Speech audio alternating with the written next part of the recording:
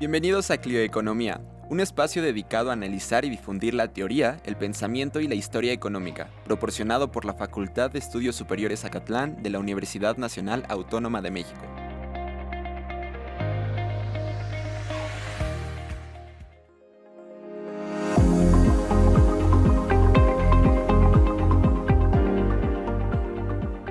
Hola, buen día, yo soy Alexis Espino y hoy estamos aquí en un episodio más de su programa favorito, Clioeconomía. Me encuentro con el doctor César Hernández Gómez, un académico de la UNAM y especialista en Derecho a la Salud, Industria Farmacéutica y Comercio Internacional. Su trabajo combina el análisis económico e institucional con temas de innovación tecnológica y salud, áreas en las que ha desarrollado una destacada labor académica y divulgación. El día de hoy nos hablará sobre el impacto económico de los derechos de propiedad intelectual en la industria de la salud de México. Muy buen día, doctor César, ¿cómo te encuentras? ¿Cómo estás, Alexis? Muchísimas gracias por la invitación y un gusto estar aquí. Ahora vamos a empezar con la primera pregunta y es, ¿cómo influye la propiedad intelectual sobre la innovación en la salud y cuál es su impacto en el desarrollo económico de los países en desarrollo? Este tema es bastante interesante porque, como tú bien sabes, pueden existir diversas aristas. Lo que nosotros intentamos plantear es tal vez una primer respuesta desde una óptica que no solo involucre al derecho, sino que también lo puedan ver en materias afines como la economía, ¿no? ¿Y cuál sería mi primer respuesta? La certeza. ¿Cómo influye? Pues al final del día influye en que necesitamos certeza. Necesito saber quién hizo qué, para qué lo hizo y cuándo lo hizo. Esta certeza no solamente me va a explicar qué influye o qué impacto tendrá en la salud per se, ¿no? O en la economía, sino como está vivo, como está totalmente intrínseco, yo puedo tener mejores aspectos de trazabilidad para lograr entender más o menos hacia dónde voy. ¿Por qué? Porque yo lo que estoy buscando en esta parte en la innovación de la salud es mejorar las terapias que existen. O sea, en la humanidad y a lo largo de la historia hemos enfrentado muchísimas enfermedades. Tú recordarás que una de las más importantes fue el COVID-19. Entonces, en ese momento no existía como tal una terapia que pudiera hacer frente a un virus de esta naturaleza. Por lo tanto, la innovación en salud es importantísima. ¿Cuál es el impacto económico ahora sí de los países en desarrollo? Número uno, que necesitan tener lugares donde maquilarlos, o sea, donde producir, por ejemplo, y ese fue, tú recordarás, uno de los problemas más grandes que tuvimos, ¿no? ¿Dónde íbamos a hacer las vacunas? No solo el tema era encontrar la vacuna como tal, sino en dónde las vamos a producir. Por lo tanto, las transferencias de tecnología, las transferencias de dónde lo puedo hacer, todo ese tipo de cosas son el impacto que se va teniendo. Entonces, esta pequeña cadena que acabamos de hablar tiene estos tres eslabones principalmente: la certeza de quién lo hizo, ¿no? Segundo, ¿para qué? Para mejorar la salud de las personas. Y tercero, entonces ahora sí, poder estar hablando de cómo va a mejorar, o al menos tal vez no a ser devastador el impacto de una molécula, de una terapia en un país en desarrollo, ¿no? Entonces, ¿qué estamos buscando y qué es lo que intentaremos durante esta pequeña charla? Pues hablar de estos temas, ¿no? Hablar y quitar estigmas.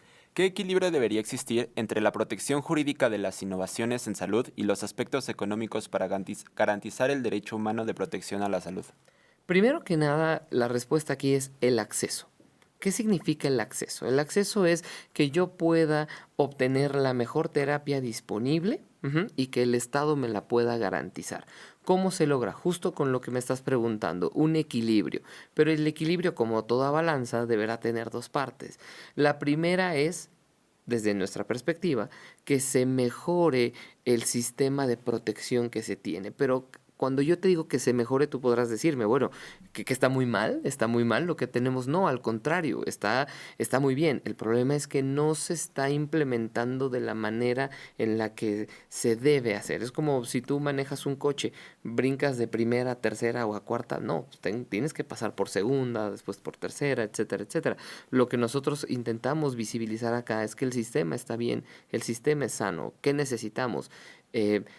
Llevarlo a cabo. ¿Sale? ¿Para qué? Para que tú tengas en una balanza esa parte. ¿Y cuál es la otra?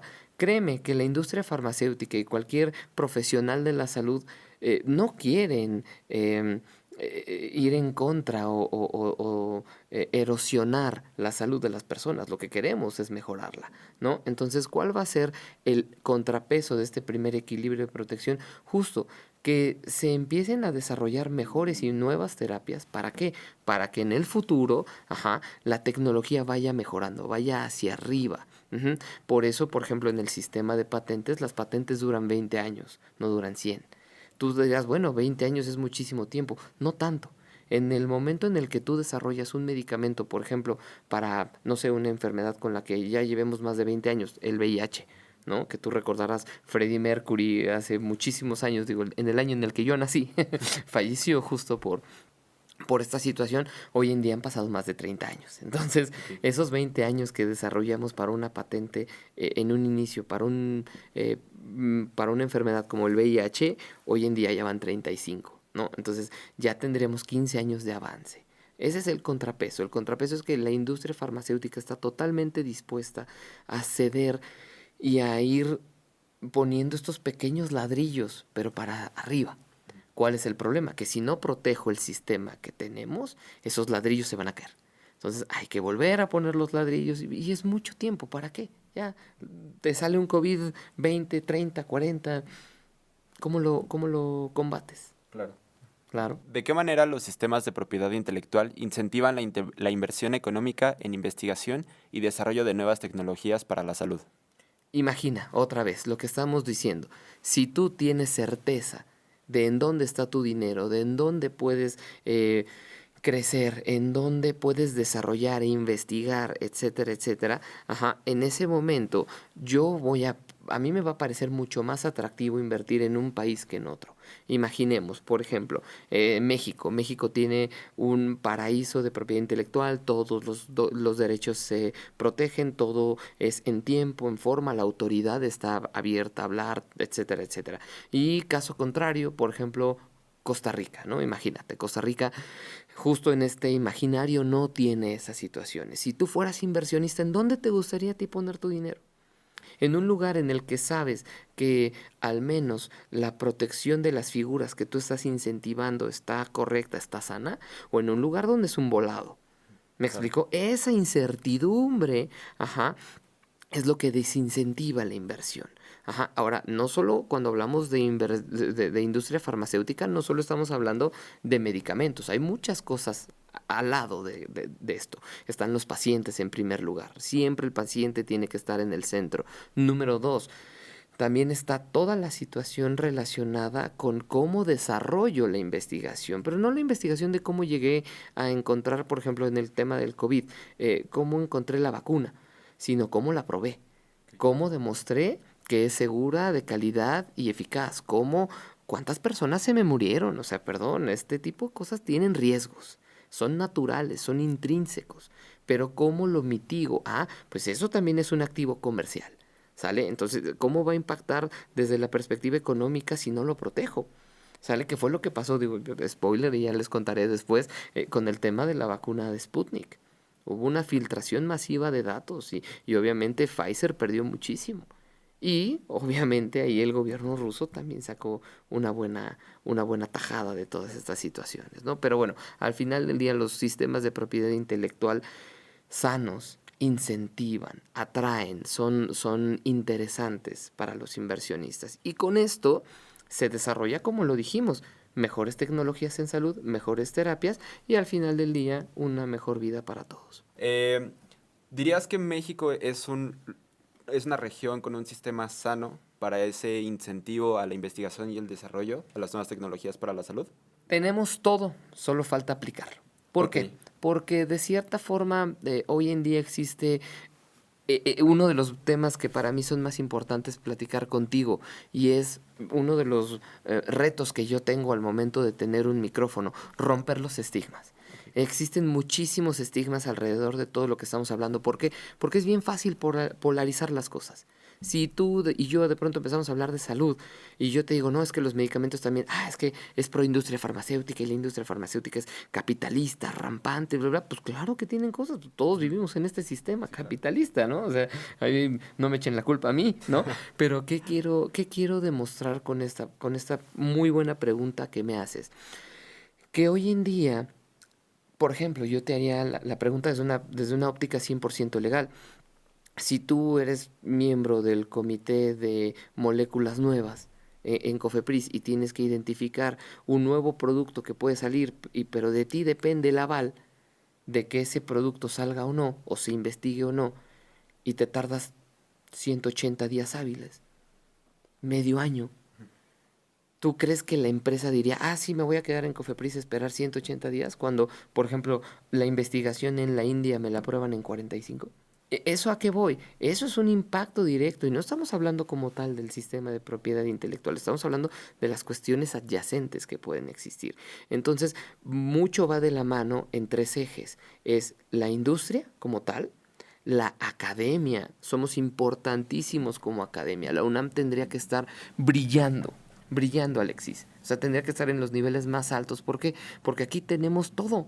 Pacientes, futuros profesionistas, los mejores médicos en tema de derecho también. Y sobre todo, el último de los ejes es el gobierno.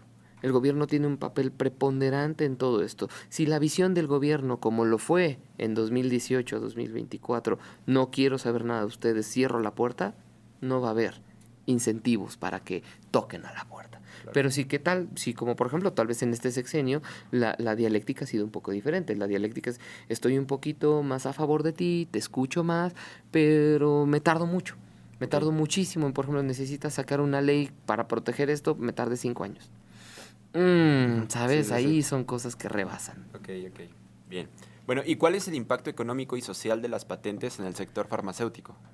Lo que te acababa de mencionar hace unos minutitos. Recuerda que la patente siempre es un derecho de exclusividad que se da sobre una invención. ¿Sale? Ahorita estábamos hablando de innovación. Importante no confundir. No es lo mismo inventar que innovar. Claro. Yo invento cuando hago algo que es desde cero, que no existe. Algo nuevo. Sí, totalmente. Por ejemplo, la vacuna contra COVID. Claro. Pero eso no significa que la vacuna COVID sea infalible. Eso no significa que no tenga un impacto como lo hemos visto en muchas cosas, ¿no? Es más genéticamente. Pero ¿qué va a pasar? Yo innovo mejorándola. Okay. Yo innovo haciendo esto. Entonces, el impacto económico de las patentes es fuertísimo. ¿Por qué? Porque estoy simplemente con una invención, estoy resolviendo un problema. Pero tiene que ir acompañado de innovación. ¿Sale? Entonces, en el sector farmacéutico, ¿cuál es la mejor tecnología? La siguiente, la próxima. Este tema podríamos estar hablando horas de cómo se han hecho las vacunas, de cómo se inventaron, de cómo esto. Y hoy en día tenemos vacunas que son literalmente hackeos genéticos al cuerpo humano y son increíbles. Pero ¿qué pasa? Tenemos que utilizarlas. Sobre todo, el impacto está en que no las tenemos que entender como algo malo. Porque aquí somos bien dados a, no, es malísimo, no, relájense, es parte de un proceso, tenemos que entenderlo. Esta visión, entre comillas, estadista es importantísima. Yo estoy trabajando para que en 10, 15, 20 años las generaciones que vengan ya no sufran estos problemas. Entonces, el impacto social es ese. El económico, bueno, pues tú me lo dirás, las inversiones no son baratas, no se invierte en centavos. Se invierten en miles de millones de dólares, ¿no? Existen contratos para desarrollo de un nuevo medicamento que estamos hablando, si en este caso es biotecnológico, más de $1,000 millones, porque necesitas una planta específica, una fábrica específica para desarrollar y sintetizar esa molécula biotecnológica, ¿no? Entonces, es fuertísimo. Claro, bueno. ¿Cómo pueden las políticas públicas integrar herramientas de derecho, propiedad intelectual e incentivos económicos para fomentar la innovación en salud sin generar barreras de acceso para la población? Primero que nada, entendiendo bien de qué estamos hablando. Cuando hablamos de medicamentos, cuando hablamos de cosas que nos vamos a tomar, no hablamos de coches, no hablamos de teles, no hablamos de relojes, no son patentes frías. ¿Sale? No es un invento que tú hayas dicho, ¡ay, qué padre! Inventé un martillo nuevo, ¿no? Inventé un cable nuevo que ya no tienes. No, es algo que te vas a tomar, es algo que te va a ayudar. Recuerda, Alexis, todos somos pacientes en potencia. En algún momento lo seremos y en algún momento necesitamos de eso. Yo te hago la pregunta, ¿te gustaría tener un medicamento, como dicen, que solo sea una aspirina o un medicamento que de verdad te cure? Uno que de verdad me cure. Justo, entonces, ¿cuál es la tarea de las políticas públicas, número uno, que lo entendamos. Que lo entendamos así, ¿para qué? Para que entonces cuando estemos discutiendo presupuesto, estemos discutiendo una política pública que va a tal vez ayudar en el tema fiscal o estos temas que tú conocerás mejor que yo, el tema del nearshoring, ¿dónde pongo una fábrica? ¿Dónde esto? ¿Dónde lo otro? Temas geopolíticos, etcétera, etcétera. Es un impacto fuertísimo. ¿Por qué? Porque justo estas herramientas ya las tenemos. Existe una ley de protección a la propiedad intelectual, tenemos tratados internacionales en materia, tenemos incentivos económicos, pero si no los conjugamos bien, es como si habláramos mal el español. ¿Sale? Es como si yo te hablo en plural, pero te lo conjugo en singular, pero te lo estoy intentando decir en presente, pero el verbo que estoy utilizando es en futuro. Es una mezcolanza que no hace sentido. Si nosotros podemos con las políticas públicas vincular, como te lo dije, gobierno, academia e industria, en ese momento vamos a generar una armonización. ¿Y qué va a traer la armonización? Pues imagínate un campo fértil, va a crecer lo que sea, pero va a crecer. Bien. ¿Hay algún proyecto en el cual tú estés trabajando, tengas en mente o del cual tengas conocimiento que te gustaría hablar justo ahora? Sí, por supuesto. Fíjate que es increíble esta situación porque afortunadamente la academia permite visibilizar este tipo de situaciones desde diferentes aristas, ¿no? Por el momento estamos trabajando en un análisis histórico-económico de todo lo que tiene que ver con la salud, tal vez, y estamos ahí todavía definiendo ciertos parámetros, pero a mí me gustaría hacerlo tal vez desde la época ¿cómo se llama? Ay, se me fue, perdón, ¿cómo se llama esta cosa de la expropiación petrolera? Perdón. Okay. ¿Por qué? Porque ahí hubo muchos cambios, hubo muchas situaciones internacionales, ¿no? Teníamos una visibilización de cómo el exterior nos veía, ¿no? Y nos veía como muy desde una óptica de manufactura, pero poco a poco la industria de la salud fue dando pasos agigantados, ¿no? Entonces en México tenemos todo, tenemos expertise, tenemos pacientes, tenemos una pluralidad de cosas. Entonces, el impacto económico que podríamos identificar es fuertísimo. Número 2, estoy trabajando justamente en un documento, en un paper, que hable sobre la diferencia entre innovar, ¿no? Y, bueno, en este caso, inventar. Claro, ¿no? O sea, esta distinción. ¿Por qué? Porque de pronto tenemos políticas públicas que intentan hablar o mejorar la innovación, o tenemos políticas públicas que hablen de invenciones, ¿no? Etcétera, etcétera. Entonces, un paper que va por ahí. Y estoy trabajando en pulir un libro que quiero publicar sobre cómo a nivel internacional la expropiación de patentes puede impactar en el Producto Interno Bruto de un país. ¿Por qué? Porque bien. Tú sabrás que para que yo califique algo como inversión, sí, claro.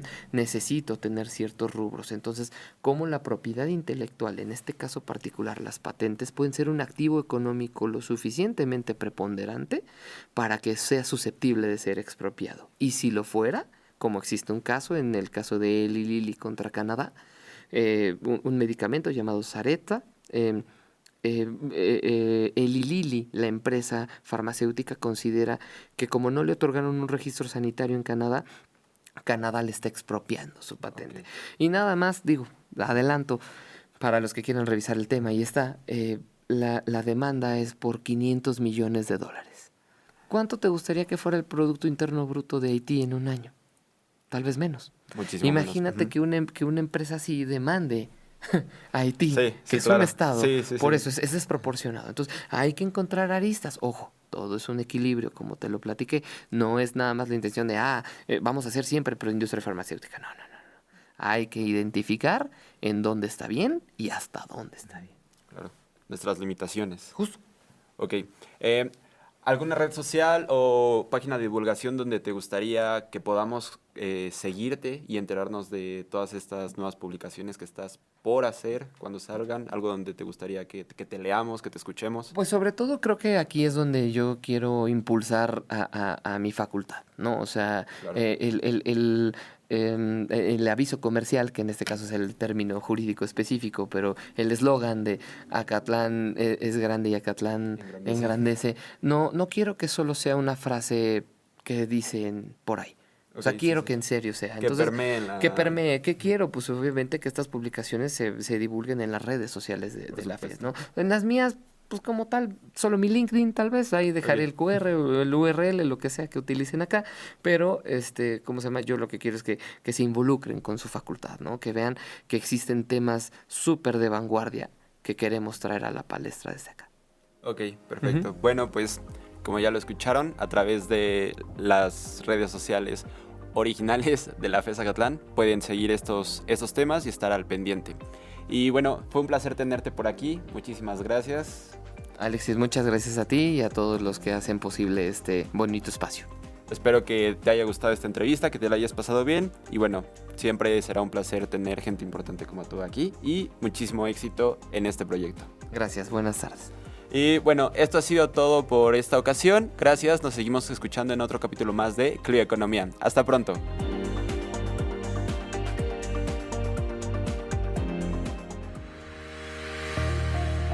Esto fue Clio Economía, un espacio dedicado a analizar y difundir la teoría, el pensamiento y la historia económica, proporcionado por la Facultad de Estudios Superiores Zacatlán de la Universidad Nacional Autónoma de México. Todos los derechos reservados.